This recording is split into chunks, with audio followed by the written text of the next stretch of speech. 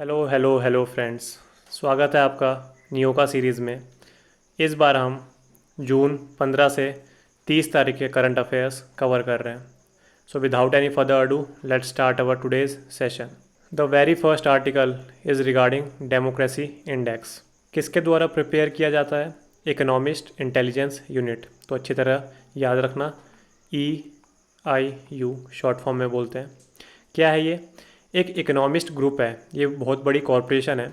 तो इसका जो रॉ विंग है, रिसर्च एंड एनालिसिस डिवीज़न, उसको बोला गया है इकोनॉमिस्ट इंटेलिजेंस यूनिट।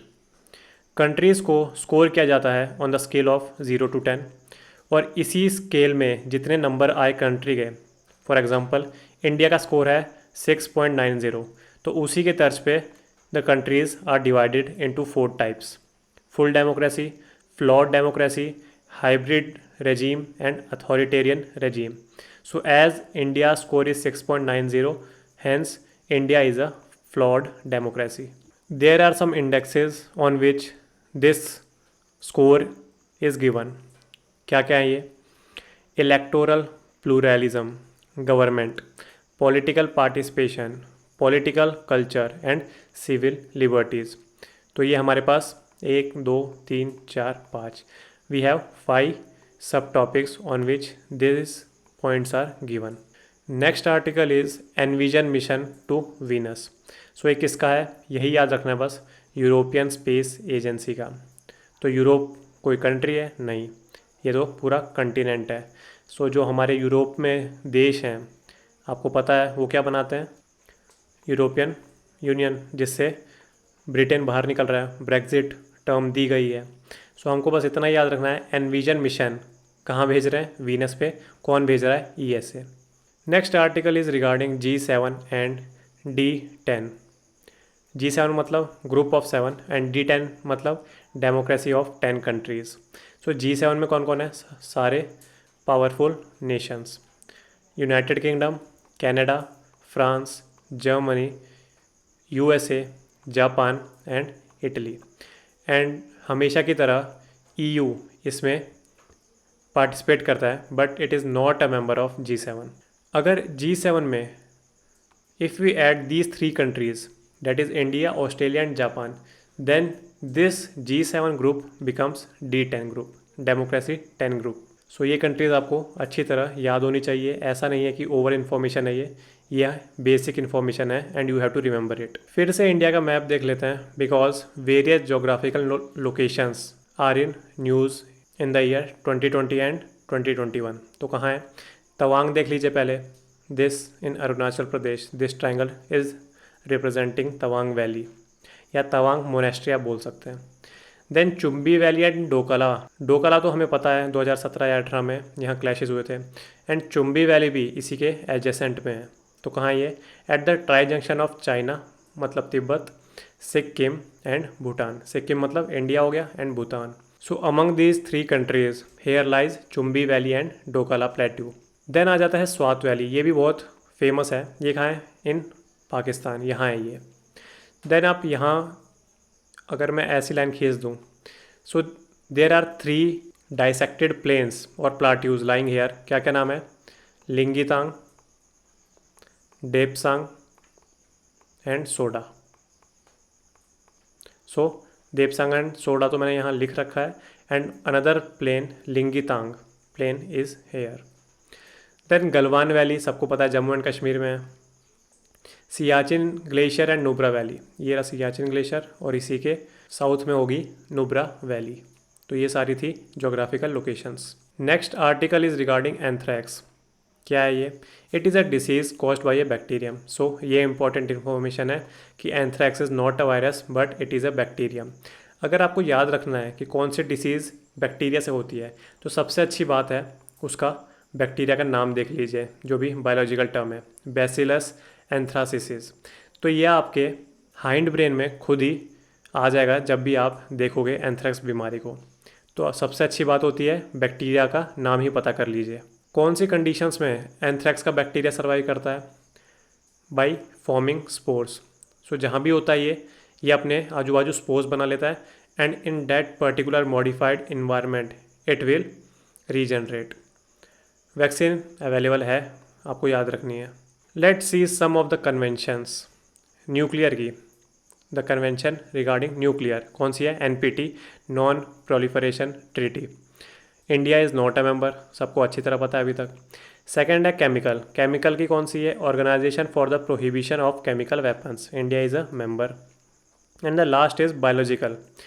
एक्चुअली कोई तो कंट्री है, न्यूज़ में है, उसने इट इज़ एलिज्ड, मतलब कुछ प्रूफ नहीं है, but it is एलिज्ड that it has used biological weapons. So biological convention देख लीजिए कौन सी है, बहुत ही बड़ा सा नाम है, पूछा तो नहीं जाएगा, फिर भी देख लीजिए। Convention on the prohibition of the development, production and stockpiling of bacteriological और biological and toxin weapons, BTWC बोलते हैं।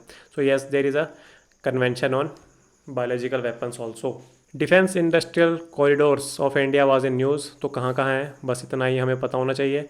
First is in Uttar Pradesh and then in Tamil Nadu. अगर आपको मोर इन्फॉर्मेशन चाहिए तो लुक एट दीज मैप्स। अगला आर्टिकल है child labour के बारे में। In Hindu editorial there was a very good article regarding child labour. So उसी के सारे पॉइंट्स एक्सट्रैक्ट करके and the previous current affairs सब हम एक साथ ही पढ़ लेते हैं। इंडिया ने रेटिफाई किया था ILO के कन्वेंशन नंबर 138 को, जो किसके ऊपर निर्धारित है? Minimum age for employment. And convention number 182 वो किसके लिए है? Worst forms of child labour. तो ये 2019 की न्यूज़ थी regarding child labour. Then pencil portal was in news this year. Full form क्या है? Platform for effective enforcement for no child labour, इसी को बोला गया है पेंसिल। तो अगर आपके पास पेंसिल पोर्टल का कुछ आ गया कि किससे रिलेटेड है, तो अगर आपको फुल फॉर्म याद होगा तो आप पूरा क्वेश्चन सॉल्व कर लोगे। क्या है? ऑफकोर्सली इलेक्ट्रॉनिक प्लेटफॉर्म है। जब प्लेटफॉर्म है तो किन किन को मिला रहा है? Centre, state, district governments, civil societies, general public, सबको। क्यों मिला रहा है? क्योंकि ऑब्जेक्टिव हमें या टारगेट हमें अचीव करना है, that is child labour free society. किस लिए लॉन्च किया गया पेंसिल पोर्टल? थोड़ा सा ईजीनेस बढ़ाने के लिए। किसकी easiness? For the implementation of child labour act and national child labour project scheme. थोड़े से इंडियन लॉज देख लेते हैं रिगार्डिंग चाइल्ड लेबर। तो ये बिल है 2016 में आया था, child labour prohibition and regulation amendment bill of 2016। Let's discuss some of the provisions of this bill. 14 साल के कम आयु के बच्चे की employment in any commercial enterprise is illegal. तो ये याद रखिए आप। एडोलेसेंट्स के लिए, एडोलेसेंट मतलब अब मान लीजिए 14 से जो 18 साल के बच्चे हैं, क्योंकि 18 के बाद अडल्ट हो जाते हैं, तो अडोलेसेंट्स की एज में इलीगल है एडोलेसेंट्स का काम करना in the hazardous working condition such as chemical plants and mines. तो ये भी प्रोहिबिटेड है। क्या हो, एक फैमिली बिजनेस हो और बच्चा अपने फ्री टाइम में पापा की हेल्प कर रहा हो या चाचा की हेल्प कर रहे हो, तब भी क्या ये प्रोहिबिटेड है और इलीगल है? क्या पुलिस वाले आपके चाचा या पापा को पकड़ के जेल के अंदर बंद कर देंगे? नहीं, ऐसा नहीं है। इसके लिए भी प्रावधान है इस बिल में। The act says that children can only work after school hours, तो ओनली आफ्टर स्कूल आवर्स और ड्यूरिंग हॉलीडेज। तो इन दो कंडीशंस पे any child can work in its family business. But इसमें भी एक रेस्ट्रिक्शन है। क्या है? No child is permitted to work between 7 PM and 8 AM। क्यों? Because we want overall development of child.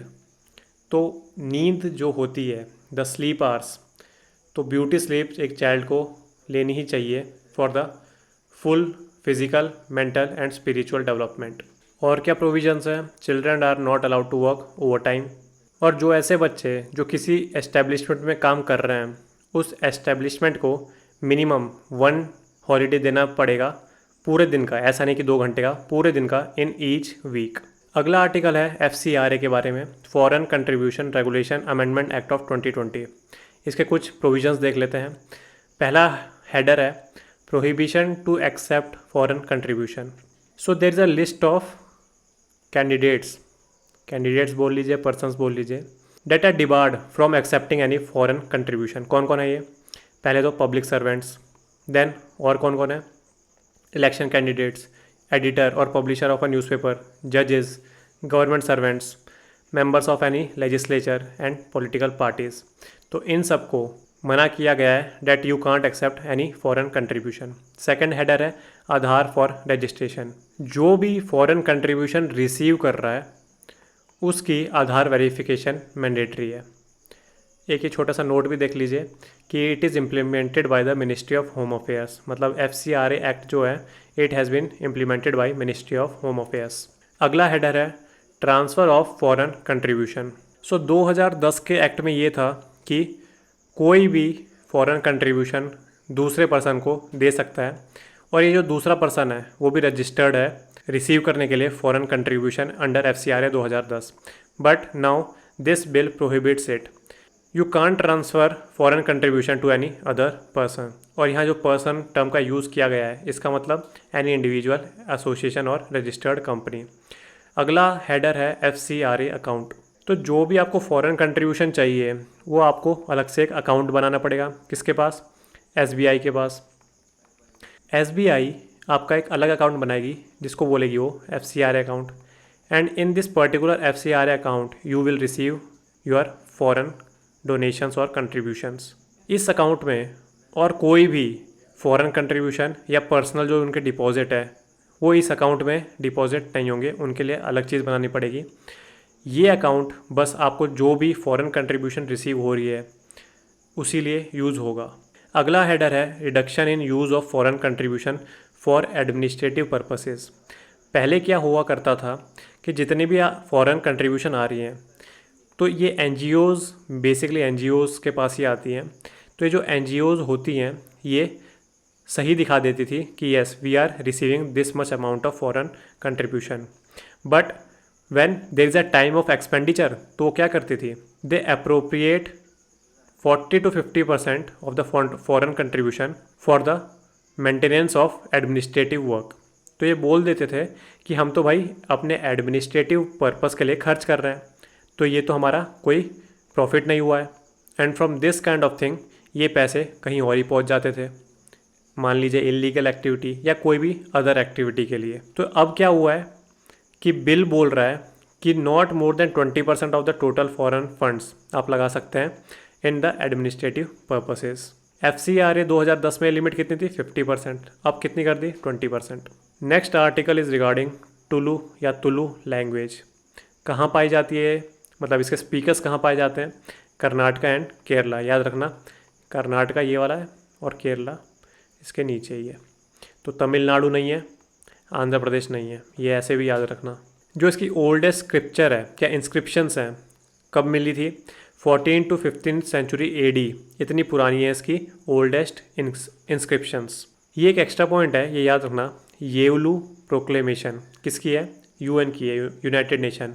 और पर्टिकुलर बॉडी कौन सी है? यूनेस्को। सो ये लैंग्वेज रिसोर्सेज प्रोटेक्शन के ऊपर डील करती है, आपको बस इतना याद रखना है। तो ये न्यूज़ में क्यों थी Tulu language? Because there is a demand to include Tulu language in our 8th schedule और इन अवर क्लासिकल लैंग्वेजेस। तो उसके बारे में भी थोड़ा देख लेते हैं।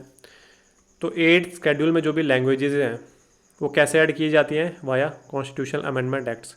तो पहले करी गई हैं, यस 3 बार करी गई हैं, देख लीजिए। 8th शेड्यूल में 22 लैंग्वेज है हमारे पास, और अच्छी तरह याद रखिए इसमें इंग्लिश नहीं आती। अब देख लेते हैं अमेंडमेंट्स। सबसे पहले ऐड करी गई थी Sindhi in the 21st amendment act of 1967। Then नमक को ऐड कर दिया गया सिंधी में, मतलब Nepali, Manipuri, Konkani. Nepali, Manipuri and Konkani 71st amendment act of 1992 में। देन BDSM, आपको अच्छी तरह पता होगा मीनिंग, नहीं भी पता तो कोई दिक्कत नहीं है, बट ऐसे ही याद रख लेना इसे, हमारा पर्पज़ है कि याद रखना। Bodo, Dogri, Santhali, Maithili. Bodo, Dogri, Santhali, Maithili 92nd amendment act of 2003। अब इसको याद कैसे रखेंगे? देखिए, या तो आप 92nd अमेंडमेंट एक्ट को याद रखिए और इसको 70:20 के रेशियो में तोड़ना है, तभी तो 90 बनेगा। तो देख लीजिए 21st, 71st, और या तो 21st में सिंधी है, 71st में नमक है, तो 92nd, इन दोनों को ऐड कर दिया 112, 729, तो 92nd में हमारे पास BDSM आ जाएगा। तो ऐसे आप याद कर सकते हैं। थोड़ा सा फिर क्लासिकल लैंग्वेजेस के बारे में भी देख लेते हैं। Currently we have 6 languages that enjoy the classical status in India. कौन कौन सी हैं ये? ईयर वाइज भी थोड़ा देख लेना। सबसे पहले तमिल की गई थी 2004 में, संस्कृत की गई 2005 में, तो ये याद रखना सबसे पहले तमिल थी ना कि संस्कृत थी। देन कन्नड़ 2008 में, तेलुगु 2008 में, मलयालम 2013 में, and the latest one is Odia in 2014। जो भी हमारे पास क्लासिकल लैंग्वेजेस हैं, मतलब ये 6 क्लासिकल लैंग्वेजेस हैं, these are mentioned in the 8th schedule of our constitution. Ministry of culture जो है ये पोस्ट प्रोवाइड करती है क्लासिकल लैंग्वेजेस की टू एनी लैंग्वेज। मतलब जैसे अभी तुलु है, अगर इसको क्लासिकल लैंग्वेज का स्टेटस देना है तो क्या होगा, मिनिस्ट्री ऑफ कल्चर इन गाइडलाइंस को देखेगी that this Tulu language is standing the ground on these 5 और 4 ऑब्जेक्टिव्स। तो क्या क्या है ये ऑब्जेक्टिव्स? कोई भी लैंग्वेज क्लासिकल लैंग्वेज तभी है जब ये सब चीज़ें पूरी हो रही हो। High antiquity of its early text, recorded history over the period of 1500 से 2000 ईयर्स।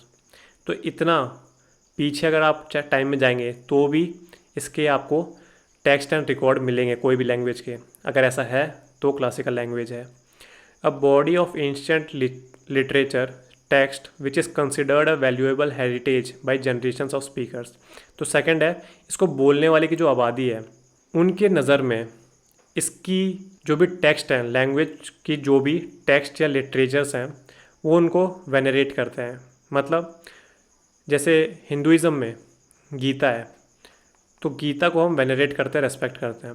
तो ऐसे ही जो भी जनरेशन्स ऑफ स्पीकर्स हैं कॉमन लैंग्वेज में, जितने भी स्पीकर्स हैं वो वेनरेट कर रहे हैं एंशिएंट लिटरेचर टेक्स्ट। उनको अगर ये वैल्यू दे रहे हैं तो yes this is a classical language. जो ये लिटरेरी ट्रेडिशन है या जो भी टेक्स्ट, और हमने ये सारी बात की ना, जो टेक्स्ट है, रिकॉर्डेड हिस्ट्री है, ये ओरिजिनल होनी चाहिए एंड नॉट कॉपीड। प्लेजरिज्म नहीं होना चाहिए। और लास्ट क्या है, देखिए ज़रूरी नहीं है कि ये जो क्लासिकल लैंग्वेज का ओरिजिनल फॉर्म था, संस्कृत का जो ओरिजिनल फॉर्म था वो 1500 से 2000 ईयर्स पहले भी वही था और आज भी वही है। ऐसा तो हो नहीं सकता। There can be some changes to it, but ऐसा नहीं हो कि ये 10% संस्कृत है और यहाँ ही हो गई 0.2%। तो ऐसा भी चेंज नहीं चाहिए। थोड़ी सी डिसकंटिन्यूटी हो वो भी चल जाएगी। तो यही है last point, the classical language and literature being distinct from modern, there may also be discontinuity between the classical language and its later form और इट्स ऑफशूट्स। तो अगर ये चारों ऑब्जेक्टिव्स पे कोई भी लैंग्वेज खड़ी हो रही है, so that can be classified as classical languages by the ministry of culture. Next article is regarding olive ridley turtles. These are the smallest and most abundant of all sea turtles. कहाँ कहाँ पाए जाते हैं? In the warm waters of Pacific, Atlantic and Indian Oceans. India में क्या क्या famous है regarding to olive ridley turtles? Bhitarkanika national park कहाँ है? उड़ीसा। ऋषिकल्या रिवर कहाँ है? उड़ीसा। देवी रिवर कहाँ है? उड़ीसा। और आरी बाड़ा, ये जो इनकी टेक्निक होती है, टेक्निक तो नहीं, इनका क्या होता है, प्रोसेस होता है एक मास नेस्टिंग का। तो ये मास नेस्टिंग करते हैं सारी फीमेल्स ऑलिव रिडली टर्टल्स आके। गहीर मठ ब्रिज है उड़ीसा में, वहाँ। तो इसी पूरे प्रोसेस को बोला गया है अरी बाड़ा। अगला आर्टिकल है regarding NATO, North Atlantic Treaty Organisation. क्या है ये? It is a military alliance. Military alliance क्यों? सिंपल शब्दों में देख लेते हैं। ये है अमेरिका और ये है, मान लीजिए यूरोप की कोई भी कंट्री, मान लीजिए इजराइल है ये। So assume that Saudi Arabia has attacked Israel.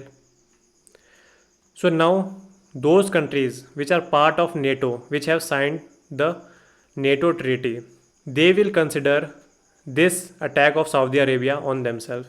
इसका मतलब कोई भी एक नेटो के कंट्री पे आप अटैक कर रहे हो, it means you are challenging all the NATO nations. तो यही है नेटो ट्रीटी, मिलिट्री अलायंस है, established by North Atlantic Treaty, also called Washington Treaty in 1949. कौन कौन शामिल है इनमें? यूनाइटेड स्टेट्स तो होगा ही of coursely, Canada and most of the European nations. क्यों था ये? देखिए 1949 में आई थी, इसका मतलब वर्ल्ड वार 2 के बाद में आई थी। वर्ल्ड वार 2 के बाद में, that was the era of cold war. कब तक? Until the disintegration of USSR। तो इसके बीच में it will act as a deterrent. मतलब अगर आप USSR के पाले में जा रहे हो तो दो ही पोल्स थे तब तो सुपर पावर के, एक यूएसए था नॉर्थ पोल और साउथ पोल में यूएसएसआर था। तो यूएसए ने ये नेटो ट्रीटी का आइडिया इसीलिए दिया क्योंकि अगर यूएसए पे कोई अटैक करता तो सारे नेशंस आके यूएसए की हेल्प करते, और भी कोई नेशन, छोटे नेशन है वो, तो USA is a powerful country, तो छोटे नेशंस पे अगर अटैक हो तो भी यूएसए तो आके आराम से हेल्प कर ही देगा। So it will act as a deterrent to the authority of USSR. तो इसीलिए ये NATO organisation has come in to life. तो यही एक आर्टिकल 5 है, जितना भी मैंने बताया कि एक देश के ऊपर अटैक होता है तो सब अपने ऊपर मानेंगे, तो ये आर्टिकल 5 ऑफ नेटो ट्रीटी में है। राइट टू बी फॉरगॉटन, ये एक और राइट है जो बहुत ही चर्चा में, न्यूज़ में है। सिंपल भाषा में समझ लेते हैं क्या है राइट टू फॉरगॉटन। देखिए, आपके ऊपर एक केस हुआ, ये दिल्ली की सड़क है, आप यहाँ से जा रहे थे, ट्रैफिक क्रॉस कर रहे थे and you have to go left. So आपको लेफ़्ट जाने के लिए इंडिकेटर नहीं देना होता है, तो आप जैसे ही लेफ़्ट जा रहे थे, यहाँ से एक महिला आती है स्कूटी लेके और ये थोड़ा सा बच जाती है, तो बाल बाल बच जाते हो आप दोनों फ्रॉम एन एक्सीडेंट। तो आप उसे बोलते हो, अरे भाई देख के नहीं चला सकती क्या? तो वो बोलती है, तू जानता नहीं है मेरा बाप कौन है और मैं तेरे को कोर्ट में देखती हूँ। सो आपने बोला चलो ठीक है देखते हैं कोर्ट में। आपको लगा दिल्ली में ये आम भाषा है, और वैसे है भी ये आम भाषा, पर क्या हुआ, द थिंग्स गॉट रियल। अगले ही दिन ही आपको कोर्ट केस का लेटर आ गया, you have to present yourself in court. तो ये केस चला 3 ईयर्स, और इसी बदले मीडिया ट्रायल चल गया आपके ऊपर, और मीडिया ने क्या बताया कि दिल्ली का दरिंदा, रेपिस्ट बोल दिया आपको, मोलेस्टर बोल दिया। After 3 years the judgement comes into your side कि आप सही थे और वो महिला गलत थी। नाउ दिस इज़ ईयर 2021 और ये केस क्लोज हो गया year 2018। But now in 2021 if you Google this case of Delhi then also you can get all the information, और उसमें भी यही सब लिखा होगा कि मीडिया ने इसे मोलेस्टर बताया, रेपिस्ट बताया, बट लास्ट में आप ये पढ़ोगे कि ये तो केस ही झूठा था और सारे जो एलिगेशन लगे थे वो सब खारिज कर दिए गए कोर्ट ने। तो ये तो एक तरह से बेइज्जती हुई ना कि मोलेस्टर बता रहे हो और रेपिस्ट बता रहे हो, और वो आप नेट पे रख भी रहे हो, मतलब कोई भी देख भी सकता है। सो यही चीज़, ये जो रॉन्ग डूइंग्स है ये आपको हटानी है फ्रॉम एवरीवेयर, बिकॉज ये जो सच्चाई ही नहीं है तो वो आप देख के करोगे क्या, या इंटरनेट रख के करेगा क्या।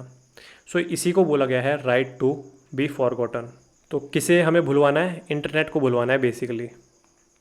एक बार आप पढ़ भी लीजिए इंग्लिश में ताकि आपको और अच्छे से समझ आ जाए।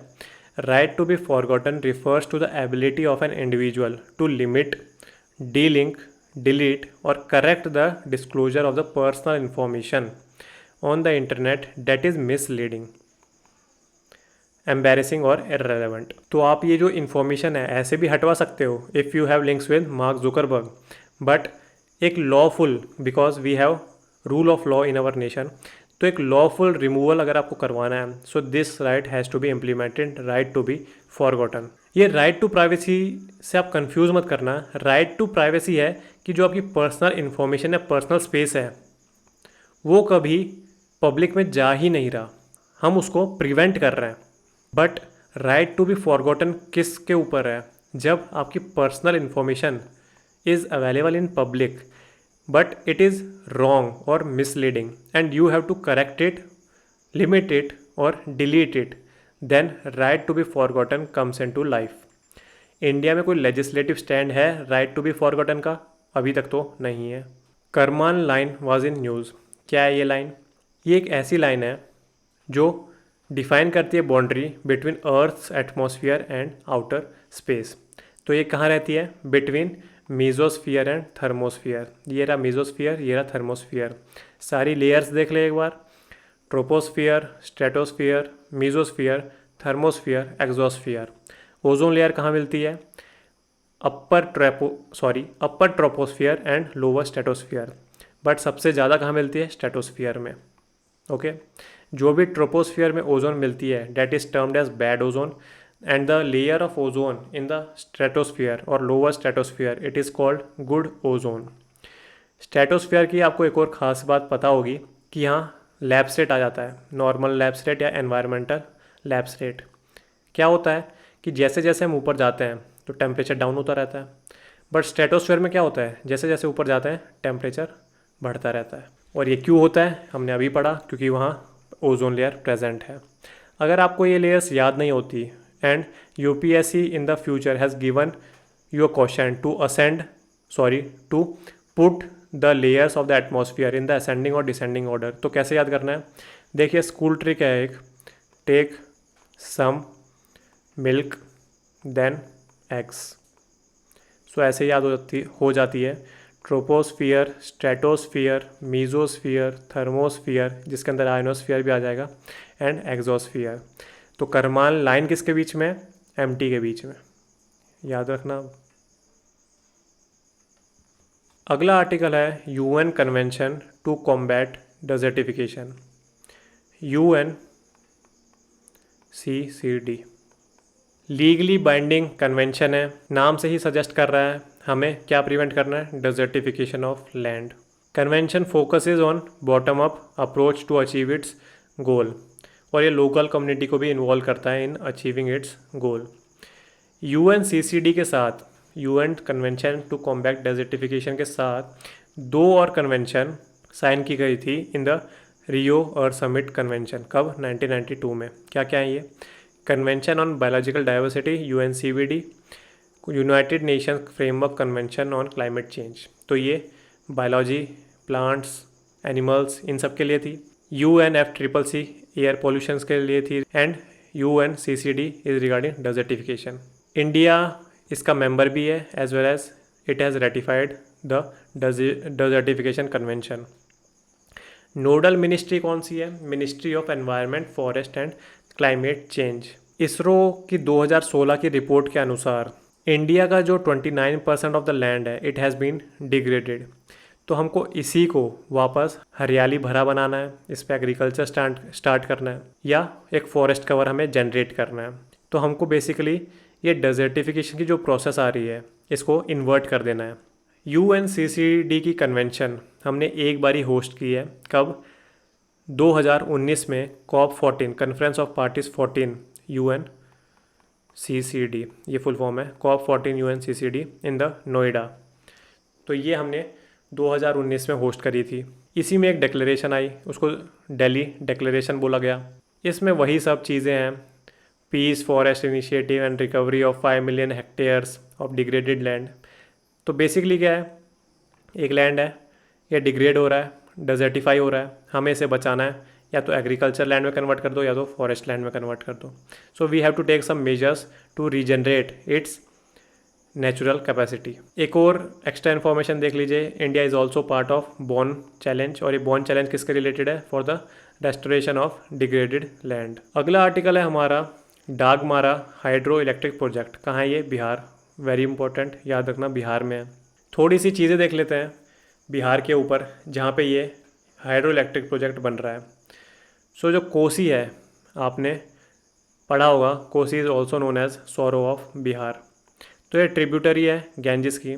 It is a trans boundary river, मतलब डिफरेंट नेशन से, कंट्री से फ्लो होती है। किन किन से, तिब्बत मतलब China, Nepal and India. Brahmaputra के बाद कोसी रिवर में मैक्सिमम अमाउंट ऑफ सिल्ट और सैंड मिलता है जब ये फ्लो करती है। ये हम ज्योग्राफी में पढ़ेंगे कि ट्रैक्शन लोड क्या होता है, सिल्ट क्या होता है, सैंड क्या होता है, कैपेसिटी क्या होती है इसकी, पोटेंशियल कैसे होती है, किन किन फैक्टर्स पे डिपेंड होती है कि कितना लोड कैरी कर सकती है एक रिवर। सो ये सब हम ज्योग्राफी में कवर करेंगे। Next article is regarding public accounts committee. पहली बार PAC का मेंशन किया गया था गवर्नमेंट ऑफ इंडिया एक्ट 1919 में। जी हाँ, मोन्टेगू क्लेम्सफोर्ड रिफॉर्म्स या मॉन्टफोर्ड रिफॉर्म्स, जिसमें bicameralism, it means 2 houses at the centre provisions भी आया था, डायरेक्ट इलेक्शन आया था, देन बहुत सारी चीज़ें बनी थी, PSC बनी थी आई थिंक। तो प्रोसेस क्या होता है, जो हमारे कॉम्प्ट्रोलर एंड ऑडिटर जनरल होते हैं CAG, he submits its 3 reports to the president and president causes these reports to be laid down in front of parliament. Now parliament does not have expertise, neither it has time, so the reports have been sent to PAC, public accounts committee, for the scrutinization. तो ये 3 reports कौन कौन सी हैं? Audit report on appropriation accounts, audit report on finance accounts and audit report on public undertakings. PAC के कुछ features देख लेते हैं। A minister can not be elected to its committee. क्यों? Because we have to scrutinise the expenditure. अगर खर्च करने वाला ही इसको स्क्रूटनाइज कर रहा है सो वो तो भाग लेगा पीछे छुड़ा के जितने भी उसने फ्रॉड किए हैं। So a minister can not be elected to this committee. Members देख लीजिए, बहुत इंपॉर्टेंट है because it has been a previous year UPSC IAS या CSE exam.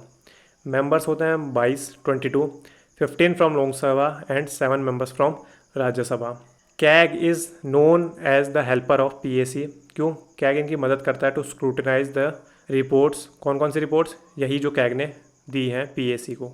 Next article is regarding corporatisation of ordnance factory board. OFB का नाम हमने बहुत जगह न्यूज़ में सुना हुआ है। कैसे? बिकॉज इट सप्लाइज और मैन्युफैक्चर्स डिफेंस रिलेटेड इक्विपमेंट्स और arms and ammunition for armed forces as well as paramilitary forces in India. So ये है क्या? OFB is a umbrella body. किसके अंडर? मिनिस्ट्री ऑफ डिफेंस के अंडर आता है। Umbrella body है, मतलब इसके नीचे बहुत सारी फैक्ट्रीज़ हैं, but these factories are not registered as a companies under companies act. So basically ministry of defence के अंडर एक अम्ब्रेला बॉडी बना दी गई जिसका नाम ओएफबी रख दिया गया और ये आर्म्स एंड एमुनेशन सप्लाई करती है। बट अब due to inefficiencies OFB is not functioning properly, so we have to convert it into fully operational company which has been registered under Companies Act of 2013। और इसके सारे shares हैं जो वो किसके पास जाएंगे? गवर्नमेंट के पास। मतलब ये गवर्नमेंट ओन्ड एंटिटी बन जाएगी। सो बेसिकली गवर्नमेंट की ही थी बट अब it is registered under companies act. So इसी पूरी प्रोसेस को बोला गया corporatisation. Next article is regarding neutrinos. देखिए हमारे पास एक एटम होता है, एटम के अंदर न्यूक्लियस होता है and this whole atom contains some protons, neutrons and electrons, but there are some more elementary particles apart from these 3 basic particles. So उन्हीं में से एक है न्यूट्रिनोज। इनका बहुत ही कम मास होता है and they have no charge. और किसके पास चार्ज नहीं होता? यस, न्यूट्रॉन्स के पास भी चार्ज नहीं होता। इनके पास टाइनी मास है, ऊपर से कोई भी चार्ज नहीं है। सो इनकी जो इंटरेक्शन की कैपेबिलिटी है with other particles that is very low.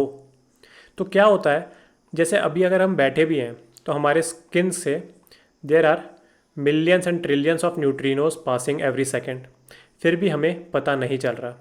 तो इससे पता चलता है कि इनकी इंटरेक्शन पावर कितनी कम है। क्या इंडिया न्यूट्रिनोज के ऊपर कुछ काम कर रहा है? यस, 2018 में, 19 में, 20 में हमेशा की करंट अफेयर्स की न्यूज़ थी बोधी हिल्स की, बोधी वेस्ट हिल्स की। कहाँ है? Theni district of Tamil Nadu. क्यों? Because villagers are protesting against the construction of neutrino observatory. क्यों? बिकॉज वहाँ बहुत ज़्यादा सुपरस्टिशियस लोग थे या किन्हीं लोगों ने भड़का दिया होगा कि अगर ये यहाँ आ गया तो एनवायरनमेंट डिस्ट्रॉय हो जाएगा। वैसे एनवायरनमेंट तो डिस्ट्रॉय होगा ही because you have to clear out a large amount of field just to develop the infrastructure of neutrino observatory. But और भी था कि कुछ लीक हो गया तो हमको दिक्कत हो जाएगी, तो ये सब अफवाहें फैल रही थी। सो that's why India based neutrino observatory was in news. इसकी नोडल मिनिस्ट्री कौन है जो इसको प्रिपेयर कर रही है? TFR, Tata institute of fundamental research.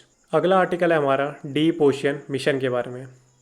So recently cabinet committee on economic affairs which is one of the highest cabinet committee in India. Decision making, सारे policies जो भी इंपॉर्टेंट डिसीजंस होती हैं वो cabinet committee on economic affairs ही लेती है।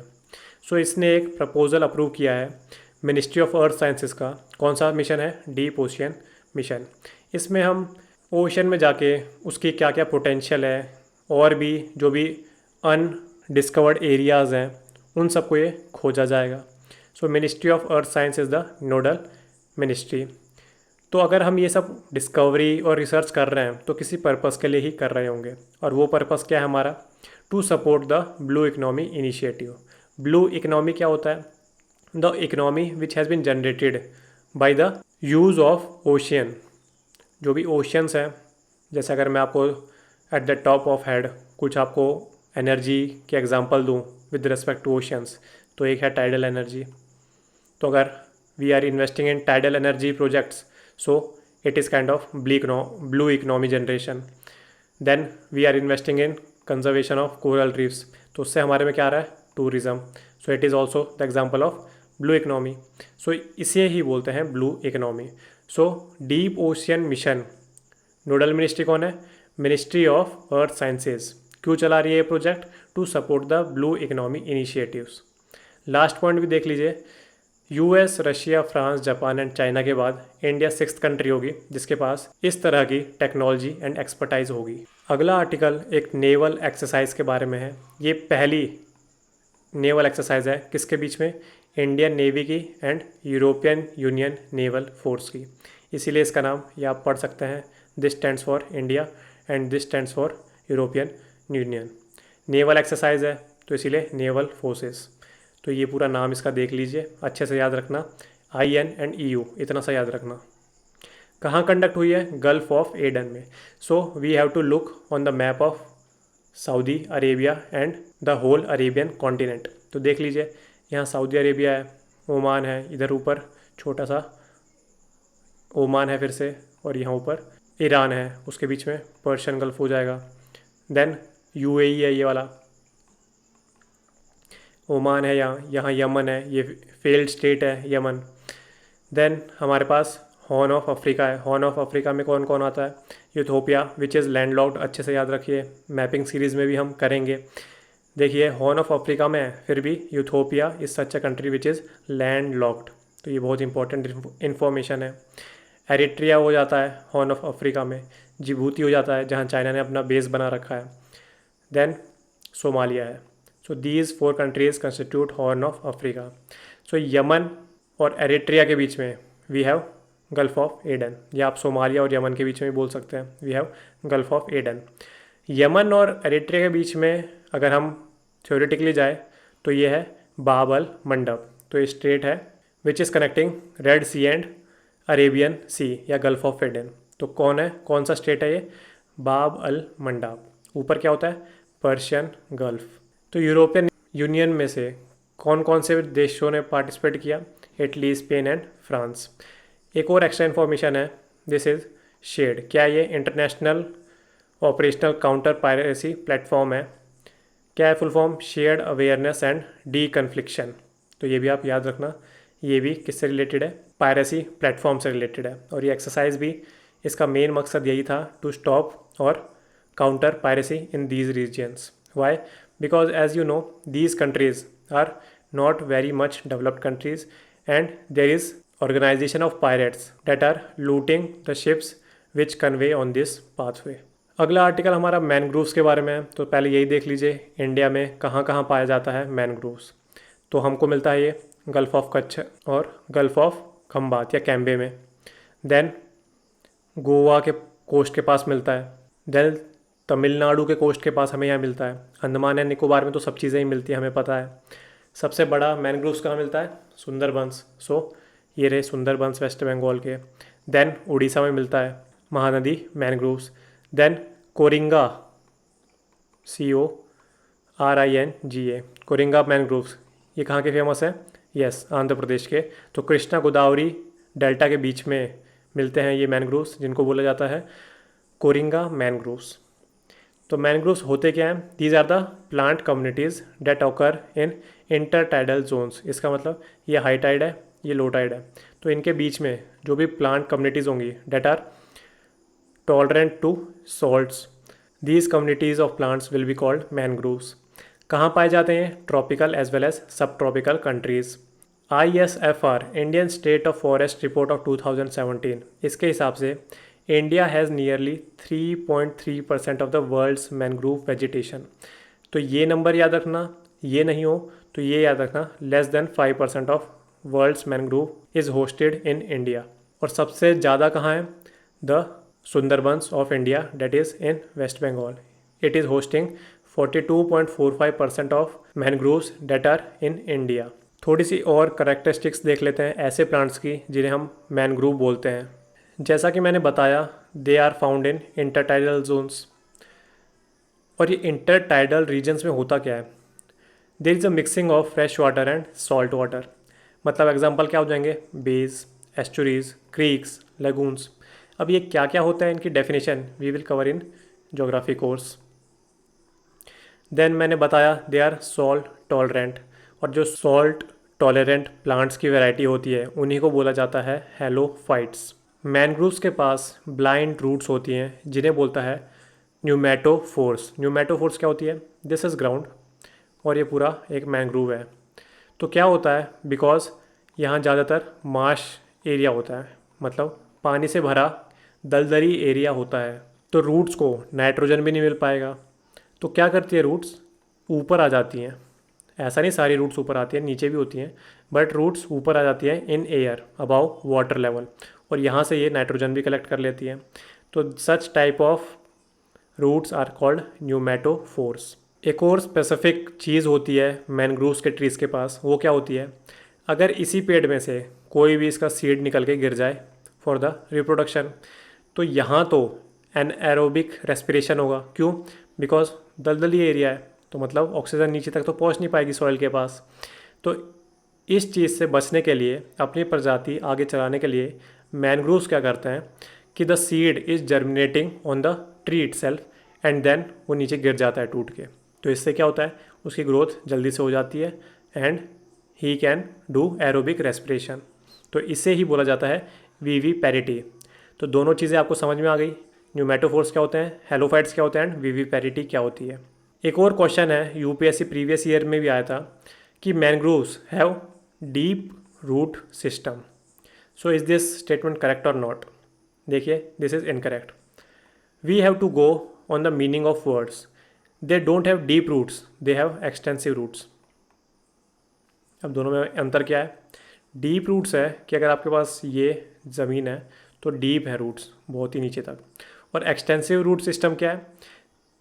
ये है पानी और यहाँ हमारे पास मैनग्रोव्स लगे हुए हैं.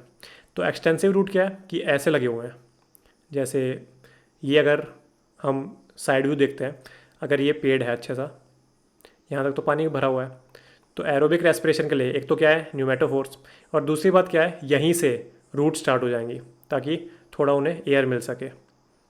सो एक्सटेंसिव रूट सिस्टम है. That's why they are planted on the sea shores to prevent the destruction of floods. और लास्ट पॉइंट, जो भी हमने इतना सब पढ़ा इसके करेक्टरिस्टिक्स, इसीलिए they are economically and ecologically significant. अगला आर्टिकल हड़प्पन साइट्स के बारे में है, तो थोड़ा देख लेते हैं हड़प्पन साइट्स ही. ज़्यादा इंपॉर्टेंट आर्टिकल नहीं था, बट आपका रिवीजन हो जाएगा and rest we will cover in history. देखिए, यहाँ रोपर है. हड़प्पा रावी नदी के किनारे बसा हुआ है. मोहनजोदड़ो इंडस नदी के किनारे में बसा हुआ है. देन यहाँ कोट डीजी है, मेहारगढ़ है, यहाँ देसलपुर है. देसलपुर के बारे में पिछले बार क्वेश्चन भी आया था. यहाँ सुख्ता गेंदौर है, पाकिस्तान और अफ़गानिस्तान के बॉर्डर पे. यहाँ आलमगीरपुर है, this is the east most extent of Harappan sites. Then यहाँ नीचे रंगपुर है. यहाँ लोथल है, पोर्ट सिटी ऑफ हड़प्पा. यहाँ सुरकोटड़ा है. यहाँ ढोलावीरा है. So we have seen some of the sites of Harappa. Now let's go to next article. अगला आर्टिकल है जाम्बिया के बारे में. तो थोड़ी मैपिंग लोकेशन हम देख लेते हैं.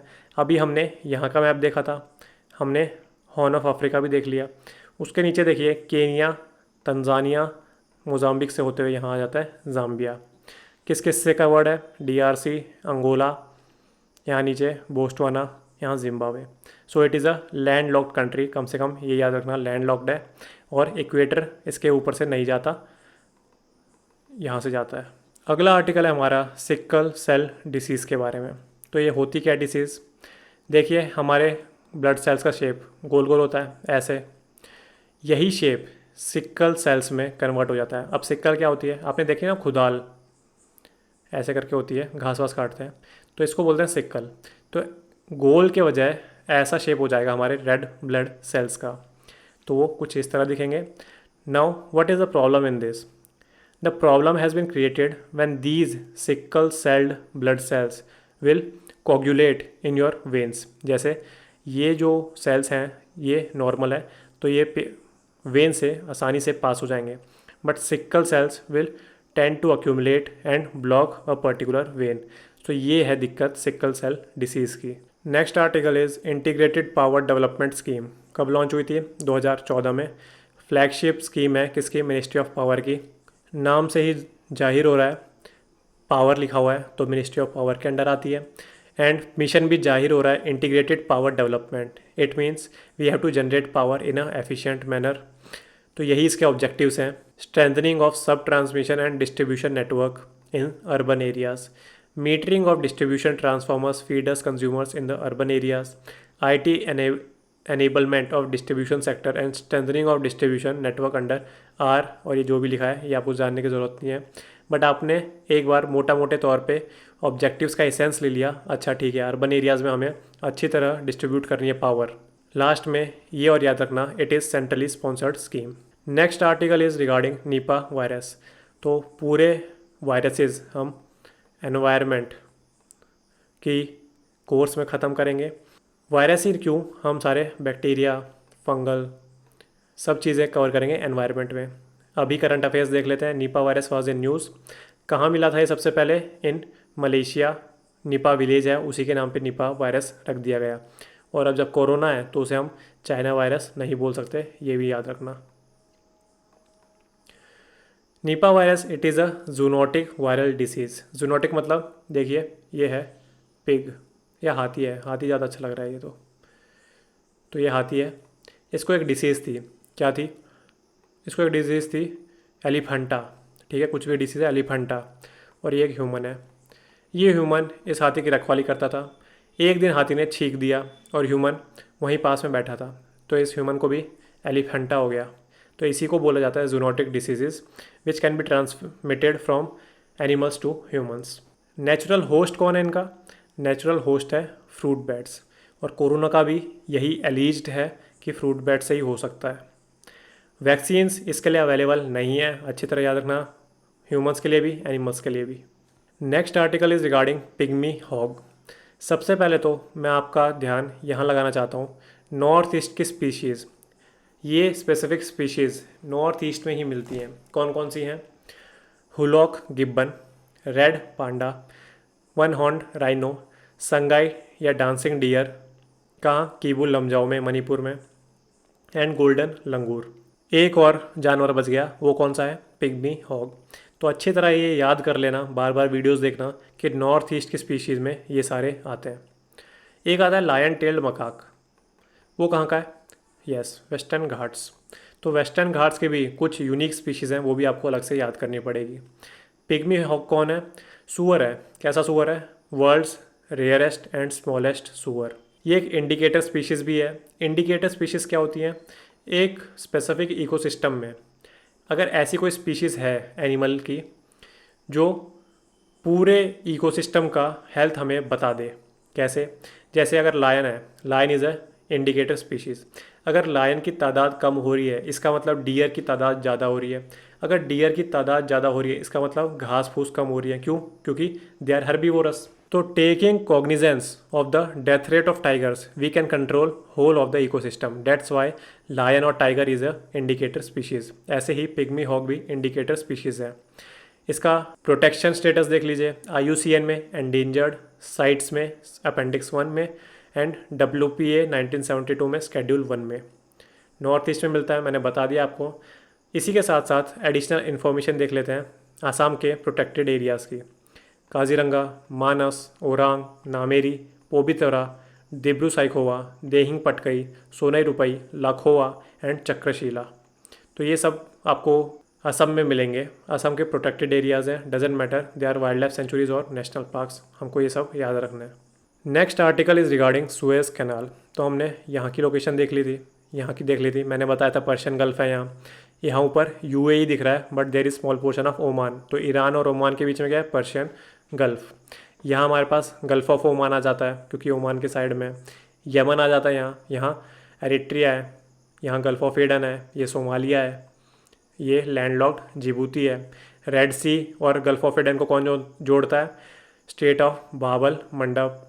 यहाँ हमारे पास सुएज़ कैनाल है या गल्फ़ ऑफ सुएज़ है।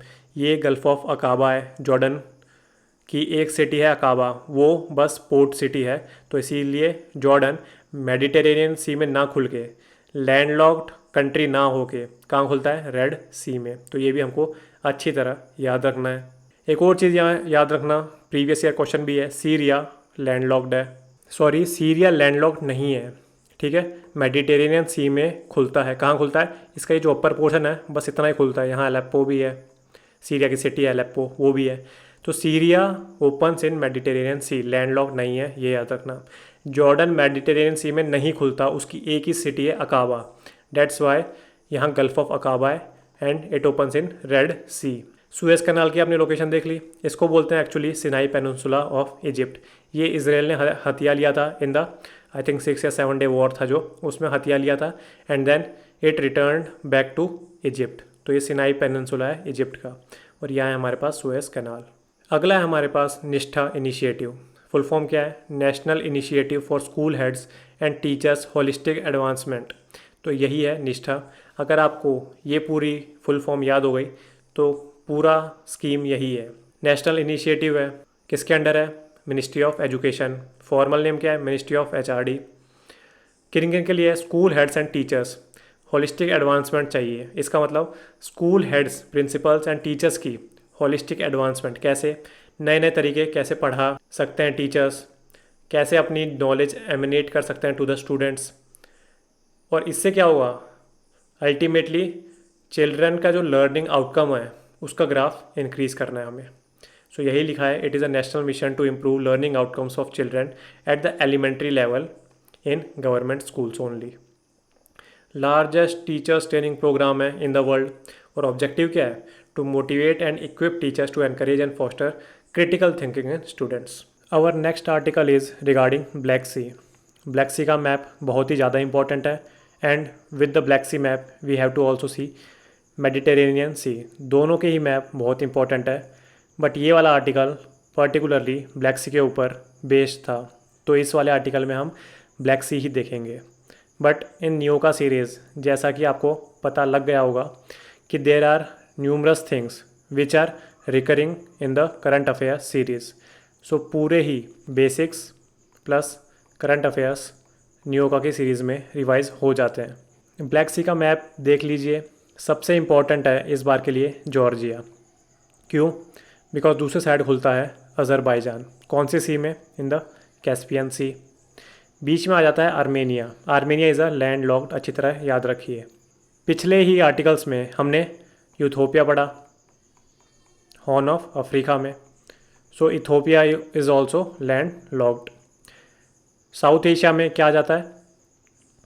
Laos which is land locked. Then कल हमने सीरिया गलत देख लिया था कि Syria is land locked, but Syria opens in Mediterranean sea, this is Syria. South America continent में दो ही लैंड लॉक्ड हैं, कौन कौन से हैं? बोलोविया एंड पराग्वे। और पराग्वे को ट्रॉपिक ऑफ कैप्रिकॉन बीच से काटते हुए जाता है, दो पराग्वे बना देता है, north Paraguay and south Paraguay. So ठीक है, ऐसे ही याद आती गई चीज़ें बताते गया। मैपिंग सीरीज़ में अच्छे से एक एक कॉन्टिनेंट को डिस्कस कर लेंगे। ब्लैक सी का मैप देख लीजिए, ये है सी ऑफ अजो, ये होता है स्टेट ऑफ कर्च या कैरेच बोल सकते हैं। दिस इज़ क्रिमिया पेनिनसुला ही बोल सकते हैं, surrounded by water from 3 sides. नीचे आने के बाद ये हो जाता है सी ऑफ मरमरा, यहाँ आ जाता है strait of Bosphorus and then it connects to Aegean sea, और एजियन सी से नीचे मेडिटेरेनियन सी। तो ये था पूरा ब्लैक सी का मैप। थोड़ी सी कंट्रीज़ भी देख लीजिए। देखिए Turkey lies between black sea and Mediterranean sea. यहाँ एक रेंज आती है, मैपिंग सीरीज में पढ़ेंगे, Caucasus range. So Caucasus range lies between black sea and hills है basically. So Caucasus range lies between black sea and Caspian sea, क्योंकि ये वाला रीजन इंपॉर्टेंट है इस बार, Georgia, Azerbaijan and Armenia. So Armenia is land locked, Georgia opens in black sea and Azerbaijan opens in Caspian C. Then थोड़ी सी इससे लगती हुई कंट्रीज़ देख लीजिए, बुल्गारिया है, रोमानिया है, यहाँ यूक्रेन आ जाता है, यहाँ रशिया आ जाता है, इधर जॉर्जिया, नीचे टर्की। तो थोड़ा सा मैप्स पे भी नज़र डालते रहिए ताकि आपके जहन में बस जाएं सारे maps. Next article is mission कर्म योगी। पिछले या पिछले से पिछले साल ये लॉन्च हुआ था शायद से, बहुत ही न्यूज़ में था। क्यों? Because it is related to IAS officers capacity building programme. So यही लिखा है, mission Karmayogi the national programme for civil services capacity building. इसके बेनिफिट्स क्या होने वाले हैं ये देख लीजिए। Rule based to role based. अभी क्या होता है, everything is regarded as per rules, but we have to select perfect candidate और optimum candidate for optimum job profile. ऐसा नहीं है कि सारे जो भी ऑफिसर्स आएंगे वो एक समान होंगे। Yes, the training given to them will be similar, but due to their personalities they can have various unique characteristics. So rule based से हमें रोल बेस्ड ले जाना है। एक IAS ऑफिसर, मान लीजिए उसका ज्योग्राफी ऑप्शनल था, सो ज्योग्राफर बहुत अच्छा बन पाएगा या जल्दी बन पाएगा अगर हम उसे ट्रेनिंग प्रोवाइड करेंगे। सो ये कोई ज्योग्राफी के फील्ड के लिए एडमिनिस्ट्रेशन करेगा तो ज़्यादा बेटर वे में कर पाएगा। यही चीज़ होती है rule based to role based. Then domain training, जैसे कि मैंने अभी बताया कि ज्योग्राफी ऑप्शनल का बच्चा जो है, बच्चा तो नहीं, एस्पायरेंट जो है, जो कि IAS ऑफिसर बनेगा, उसके डोमेन में उसकी ट्रेनिंग कितनी अच्छी तरह की दी जा सकती है, उस पर ये फोकस है मिशन कर्मयोगी। देन बेनिफिट क्या है, यूनिफॉर्म ट्रेनिंग स्टैंडर्ड। जैसे कि मैंने बताया ट्रेनिंग तो सिमिलर मिलेंगी, but due to the unique personalities they will be assigned roles. So एक बेनिफिट मिशन कर्मयोगी का क्या है कि जो ज्योग्राफी ऑप्शनल नहीं भी है उसको भी सिमिलर ट्रेनिंग दे to become the administrator of that particular field. तो यूनिफॉर्म ट्रेनिंग स्टैंडर्ड आ जाएगा। विजन फॉर न्यू इंडिया, अभी जो हमारे ट्रेडिशनल फीचर्स हैं इंडियन सोसाइटी के, उनको हमको धीरे धीरे मॉडर्नाइज़ करना है। ध्यान रखिए, वेस्टर्नाइज नहीं, मॉडर्नाइज़ करना है। सो न्यू इंडिया के लिए we want new cadre of IAS officers with new thinking. तो उसके लिए भी मिशन कर्मयोगी चलाया गया है। Adoption of best practices, various countries में जाके IAS officers acquire their training. So we have to learn various best practices in the world. Next is on site training. Off site training तो होती ही है IAS officers की, जो ये 6 या 1 months की ट्रेनिंग होती है, 6 या 1 ईयर की ट्रेनिंग होती है, तो ये हो गई। But this is off site training. Simultaneously we have to provide our IAS officers with on site training so their experience will get enriched. So aim क्या हो गया, transform capacity building in the bureaucracy through institutional and process reforms. जैसे कि हमने एक benefit पढ़ा vision for new India, so government भी पूरा फोकस इसी पॉइंट पे कर रही है। Mission Karmayogi envisages to prepare Indian civil servants for the future by making them more creative, constructive, imaginative, innovative, proactive, professional, progressive, energetic, enabling, transparent and technology enabled। सो इतना rap speed में बता दिया सारी चीज़ें। इंपॉर्टेंट कीवर्ड्स हैं, लिखने में fillers में काम आ जाएंगे। Next is very important article regarding delimitation. पूरा ही प्रोसेस यहाँ समझ लेते हैं ताकि आपका बेसिक्स भी रिवाइज हो जाएगा। डीलिमिटेशन होता क्या है, इसका मतलब बाउंड्रीज या लिमिट्स फिक्स करनी एक पर्टिकुलर स्टेट में या होल ओवर इंडिया में। क्यों फिक्स करनी होती है? क्योंकि हमको इक्वल रिप्रेजेंटेशन प्रोवाइड करना है to equal segments of population. मान लीजिए ये डिस्ट्रिक्ट है, इस डिस्ट्रिक्ट में लोग हैं 2 लाख, जहाँ की इस डिस्ट्रिक्ट में लोग हैं 50,000 और इसमें केवल 1,000। तो अगर हम डिस्ट्रिक्ट वाइज एक कॉन्स्टिट्यूएंसी बांट दें तो यहाँ दिक्कत आ सकती है। 2 लाख लोगों को रिप्रेजेंटेटिव मिलेगा बस एक, जहाँ की 1,000 लोगों को रिप्रेजेंटेटिव मिलेगा एक। तो दिस इज़ अनइक्वालिटी, इनजस्टिस हो रहा है। सो डेट्स वाई हम डिस्ट्रिक्ट वाइज ना बांट के constituencies we prefer custom boundaries. तो अब क्या करेंगे हम, ये 2 लाख का जो डिस्ट्रिक्ट है इसको वेरियस कंस्टिट्यूएंसी में तोड़ देंगे। उससे कम 50,000 के डिस्ट्रिक्ट को कम कंस्टिट्यूएंसी में तोड़ेंगे। 1,000 को क्या पता एक ही कॉन्स्टिट्यूएंसी बना दे पूरी। So this benefits all of the citizens and all the citizens have equal representation। Second क्या है, एक पॉलिटिकल पार्टी है, उसका ये 2 लाख वाली कॉन्स्टिट्यूएंसी में रूट्स हैं, मतलब उसका गढ़ है, ये हमेशा जीतती है। और दूसरी पार्टी वो यहाँ इंट्रोड्यूस हो ही नहीं पाएगी बिकॉज ये तो पार्टी ए का पहले से ही गढ़ है। सो अगर यही कॉन्स्टिट्यूएंसी आगे तक चलती बनी in the near 30 to 40 years, ये तो डिसएडवांटेज है to the new political parties. So that's why we do delimitation. So this is the second point, fair division of geographical areas so that one political party doesn't have an advantage over others in the election. And last is to follow the principle of one vote one value. So इसके लिए भी we require delimitation. Delimitation acts कौन पास करता है? Parliament enacts delimitation act after every census, article 82 में लिखा हुआ है। And in article 170 states also get divided into territorial constituency as per delimitation act after every census. तो कौन एनेक्ट करता है? पार्लियामेंट एनेक्ट करती है, स्टेट्स के लिए भी और यूनियन के लिए भी। कब करती है? After every census. और जैसे ही parliament enacts delimitation act, then president, याद रखना president will appoint delimitation commission with ECI, election commission of India. एक और इन्फरेंस पॉइंट क्या निकल के आया यहाँ से, constituency of Lok Sabha, it means at union level as well as of legislative assembly at state level will be different. इसका electoral roll अलग होगा, इसका इलेक्टोरल रोल अलग होगा। इसकी कॉन्स्टिट्यूएंसी की बाउंड्रीज डिफरेंट होंगी, इसकी कॉन्स्टिट्यूएंसी की बाउंड्री डिफरेंट होंगी। फर्स्ट डिलिमिटेशन कब आया था? इन 1950-51 और 52 में पहला डिलिमिटेशन कमीशन एक्ट एनेक्ट हुआ था। Till now delimitation commissions have been set up 4 times, but अभी तो हमने पढ़ा कि after every census there is requirement to enact delimitation act. But देखिए जब भी पार्लियामेंट एनेक्ट करती है so it freezes the constituencies up till a further year. मान लीजिए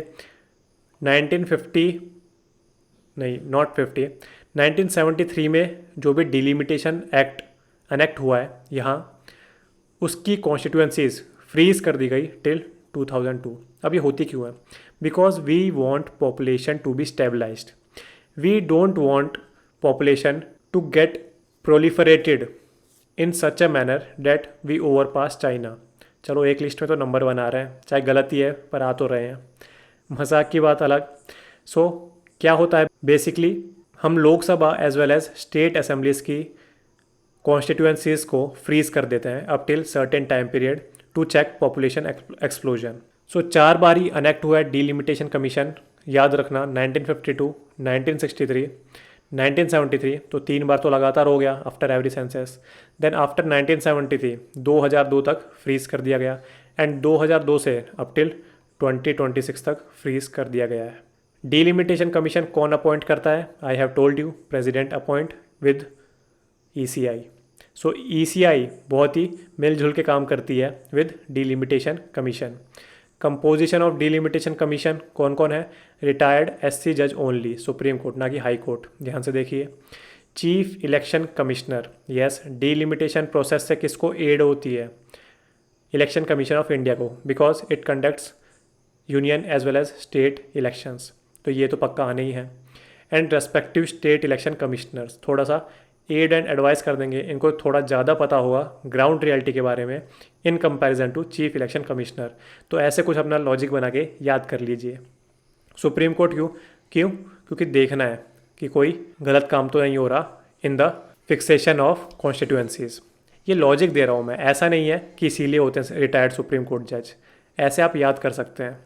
तो कौन कौन है? रिटायर्ड सुप्रीम कोर्ट जज, chief election commissioner and state election commissioners. Function मैंने आपको बता दिया, कॉन्स्टिट्यूएंसीज ऐसे बनाओ पॉपुलेशन इक्वली डिवाइड हो जाए and we will conduct elections in that certain boundary.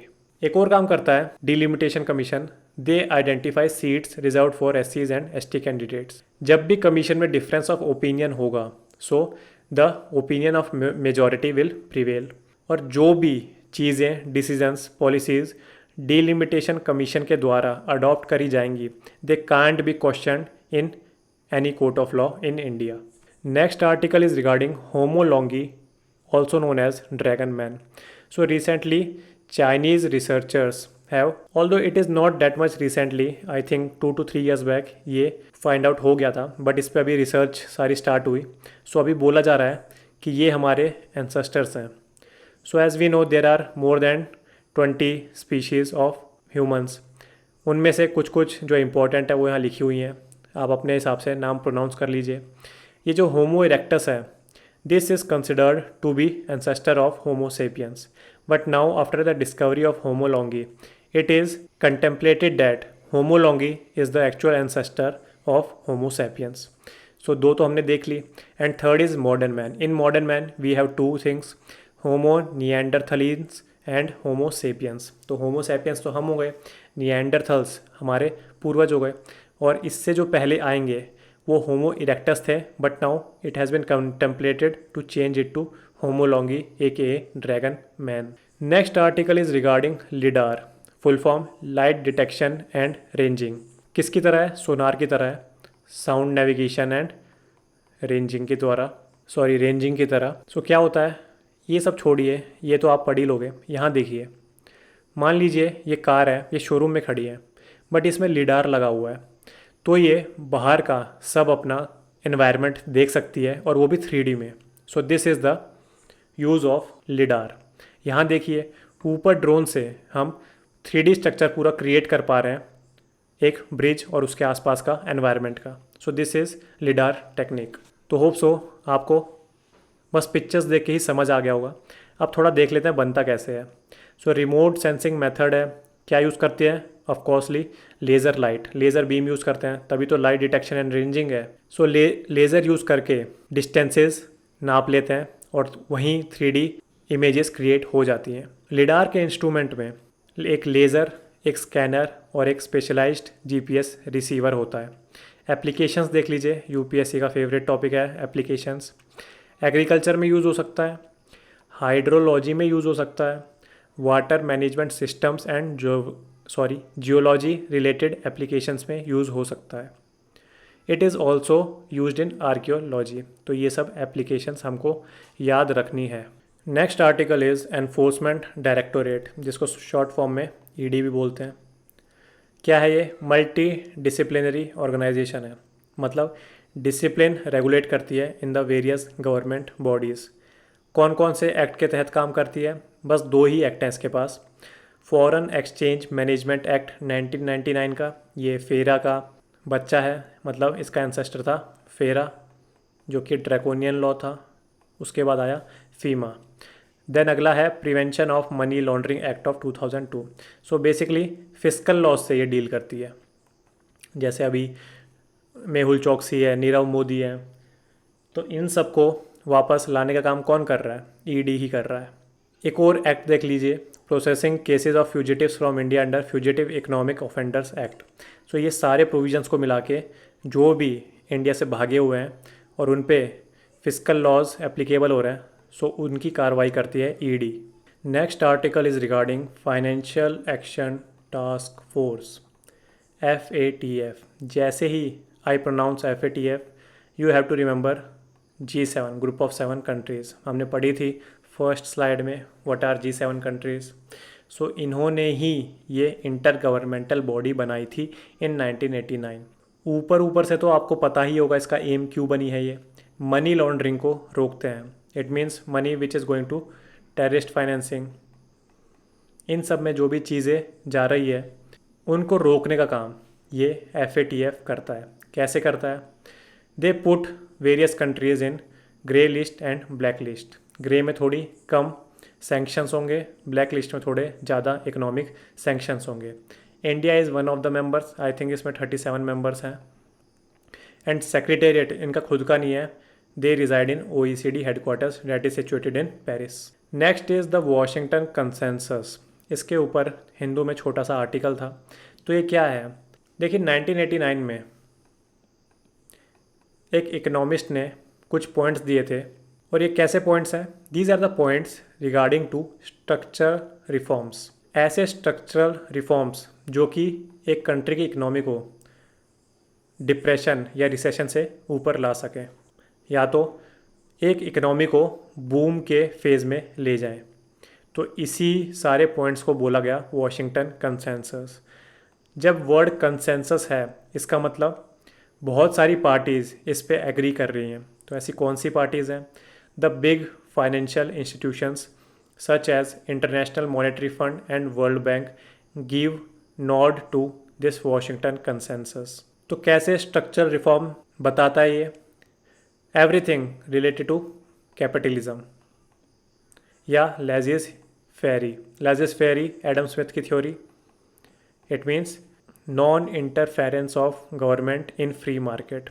ये बोलता है कि मार्केट को अपने हाल पे छोड़ दो and market have a invisible hand. कैसे?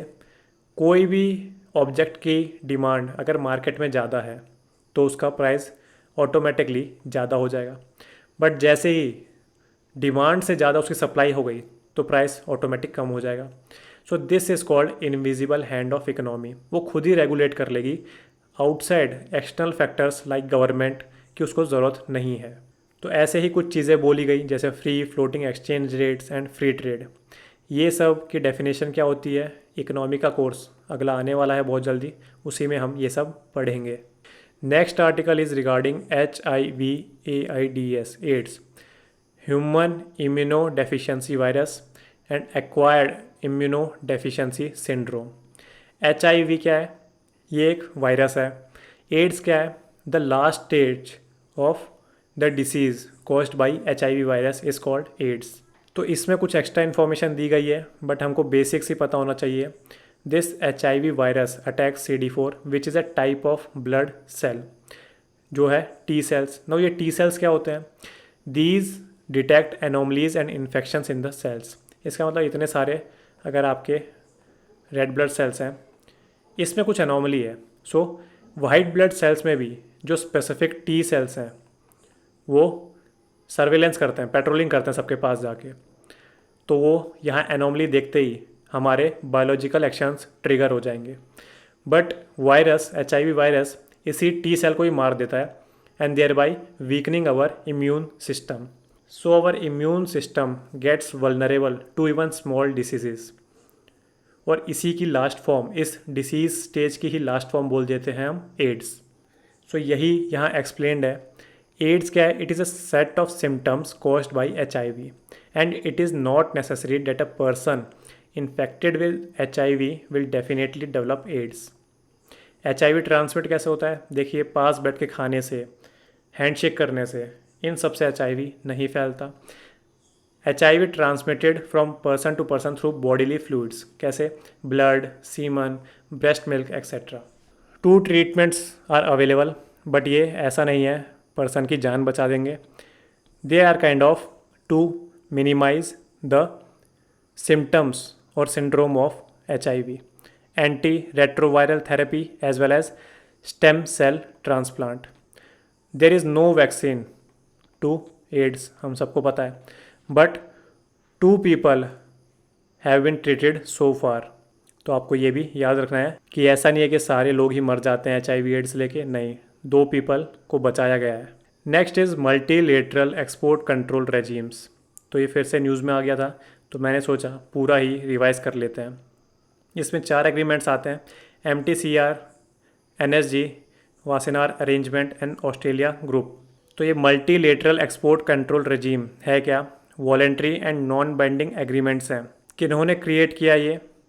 Major supplier countries. किन के? अलग अलग चीज़ों के। न्यूक्लियर सप्लायर्स ग्रुप में कौन सप्लायर्स होंगे? Yes, nuclear arms country. Then missile technology control regime, इसमें कौन होंगे? जिनके पास आधुनिक मिसाइल्स हैं। Wassenaar arrangement is regarding conventional arms and dual use goods, तो ये भी याद रखना है आपको। ऑस्ट्रेलिया ग्रुप किससे रिलेटेड है? Chemical and biological weapons. So पिछले साल आपने अच्छे से पढ़ा होगा कि India is the member of MTCR, Wassenaar arrangement, Australia group, but NSG का नहीं बना है। क्यों नहीं बना? क्योंकि एक ट्रीटी है NPT, नॉन प्रोलिफरेशन ट्रीटी। इसको साइन करने पे इंडिया मुंह मोड़ लेता है, एतराज़ जताता है। So India is not a member of NSG minus लिखा हुआ है और सबका है। अच्छे से ये डायग्राम याद कर लेना। मेंडेज प्रिंसिपल्स, ये हिंदू में न्यूज़ में था। तो किससे रिलेटेड है? टॉर्चर से, बस इतना याद रखना। लास्ट में जाते जाते मिसलेनियस थोड़ा देख लेते हैं। चाइनाज़ परमानेंट स्पेस स्टेशन का नाम है तियांगोंग। सोलर विंड्स, अगर यूपीएससी में क्वेश्चन पूछा जाएगा तो मालवेयर पे टिक कर देना। Ramgarh Vishdhari wild life sanctuary, this was in news, इसको शायद से नेशनल पार्क का दर्जा दिया जाएगा, सो ये राजस्थान में है। Central government is not mentioned anywhere in the constitution but union government is mentioned in rules book. तो ये क्या था? ये न्यूज़ थी कि तमिलनाडु ने एक असेंबली ने एक बिल पास किया है जिसमें वो बोल रहे हैं कि now onwards we will not call central government as central government but official name of central government is union government. Central government is kind of negative connotation कि all the powers have been centralised. It means central government is superior to state governments, but it is not the case in India. Why? Because state governments as well as union government both are taking their powers from the supreme constitution. Constitution is giving power to the union government as well as state governments also. So central government जो term है ये कुछ ज़्यादा अच्छी नहीं लगती, that's why union government is a more preferable term. सो इसीलिए तमिलनाडु ने ये किया है। और ऊपर से इसको सपोर्ट में ये भी था कि central government is not mentioned anywhere but union government has been mentioned in the rules book. अगला है रिक्यूजल ऑफ जजेस। क्या होता है? देखिए, जहाँ भी कन्फ्लिक्ट ऑफ इंटरेस्ट होता है, कैसा कन्फ्लिक्ट ऑफ इंटरेस्ट? फ्यूचर में जाके आप बन गए हो सुप्रीम कोर्ट के जज, ठीक है। एक दिन एक केस आता है जिसका नाम जाना पहचाना लगता है। क्या है? मान लीजिए दिबागर शर्मा का केस आ जाता है and this case is on your bench mister Sharma. तो समझ ही गए होगे ये आपका बेटा है। तो आपके बेटे के केस में आप उसको पनिशमेंट दे पाओगे चाहे उसकी गलती हो या ना हो? Absolutely not. So in this case, owing to your ethics, you will recuse your self from this specific case. आप इस केस से खुद ही हट जाओगे एंड न्यू जज will come and hear the proceedings of this case. So the justice is provided in a fair manner. तो इसी को बोला जाता है रेक्यूजल ऑफ जजेस। ये क्या कोई रूल बुक में लिखा है? नहीं, ये ना ही कॉन्स्टिट्यूशन में लिखा है ना ही कोई रूल बुक में लिखा है। एक सुप्रीम कोर्ट ने कुछ ethical code of conduct adopt किया था, उसमें इसकी थोड़ी सी जानकारी दी गई है। Last is project Seabird. क्या है ये? It is the construction of naval base. तो इतना ही आपको याद रखना है। प्रोजेक्ट सी बर्ड क्या है? नेवल बेस का कंस्ट्रक्शन कर रहे हैं। अब इसके बहुत सारे फेजेज़ हैं, कभी कभी किसी साल में कंप्लीट होते रहेंगे, फेज़ 1, फेज़ 2, फेज़ 3। तो हमको बस इतना सा याद रखना है। So hence we come to an end. बार बार एक ही फॉर्मूला याद रखिए, बार बार वीडियोस देखिए ताकि आपके दिमाग में बस जाएं। Read, revise, recall. इसके अलावा थोड़ी सी सपोर्ट कर लीजिए ताकि मेरा भी मोटिवेशन हाई रहे। Like, share and subscribe. तब तक के लिए गुड बाय, जय हिंद।